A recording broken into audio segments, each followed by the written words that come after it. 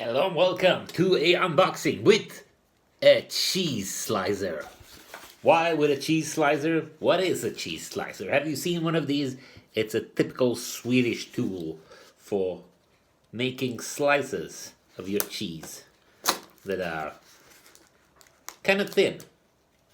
Maybe too thin for you. Maybe too thick for me. Depends on the cheese.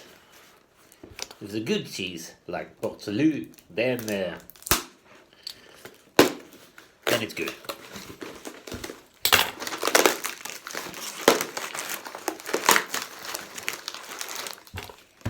If it's one of those cheeses with holes in it, then it's not so good. This unboxing is going really smoothly.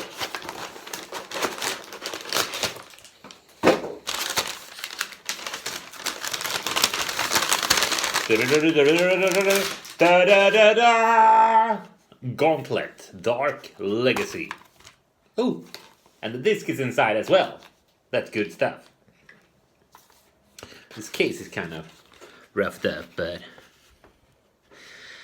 that's when you buy stuff secondhand. 4-player cooperative action. Yeah. Well, it's not what I was hoping for. I was hoping for another package. Hopefully it will arrive soon.